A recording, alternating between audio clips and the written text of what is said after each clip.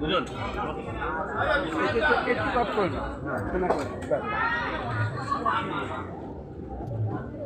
ঠিক আছে আবুল সরি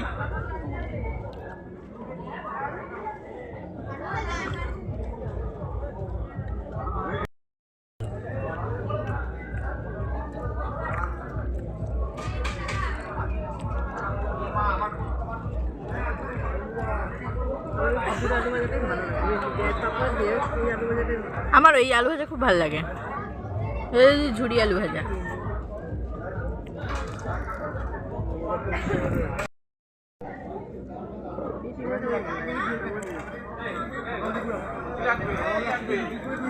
পেটি নরম নরম খাওয়া যায়, কাটাটাও কম থাকে।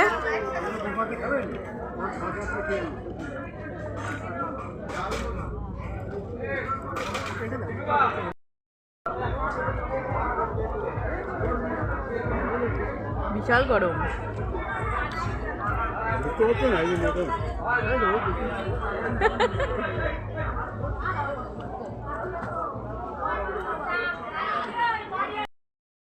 দেখো বন্ধুরা, এই যে আমরা খেয়ে দিয়ে চলে আসলাম। তোমাদের তো দেখালাম আজকে মৎস্যমুখী ছিল, তার জন্য আজকে মাছও খাইছে, মটনও খাইছে, রান্না খুব দারুণ হয়েছে। আমরা খেয়ে দিয়ে চলে আসলাম, কেন আমরা না আসলে মেয়ে যেতে পারবে না, জামাই যেতে পারবে না, ওদের ফুল ফ্যামিলি ওখানে রয়েছে। এই যে আমরা এখন নাতিকে রেখেছি, এই যে দাঁড়া, এই যে তোমাদের দাদাভাই এই যে নাতনিকে রেখেছে, ওর বাবা মা এখন খেতে গেছে। এই যে নাতি, ও আমার জিজা দিয়ে, ও আমার জিজা, চলো নাতনিকে রেখেছে, ওরা এখন খেতে গেছে। ওর পিসি, ওর ঠাকুমা, দাদু সব ওখানে রয়েছে, ওরা আসবে তারপর আমরা বাড়ি যাব। আজকে ভিডিওটা কেমন লাগলো তোমরা অবশ্যই কমেন্টে বলবে। আর তোমাদের সাথে পুরোটাই শেয়ার করলাম, পুরো খাবারটাই শেয়ার করলাম। প্রথমে ঘি ভাত দিয়েছিল, তারপরে লাল শাক ভাজা, তারপরে হচ্ছে শুক্তো, তারপরে ডাল, তারপরে ডাল, তারপরে ডাল, তারপরে হচ্ছে তোমাদের মাছের ওটা কালিয়া করেছিল গো না কি করেছিল? মাছের কালিয়া,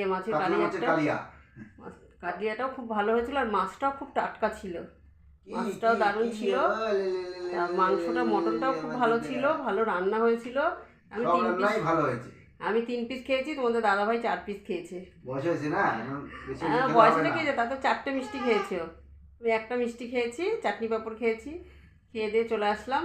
চলো, দইটা খাইনি, দইটা খেলে মানে অ্যাসিড হয়ে যাবে বলে দইটা খাইনি। তো এখন আমরা বাড়ি যাব, মেয়ে আসলে বাড়ি যাব। তা এখনকার মতন টাটা।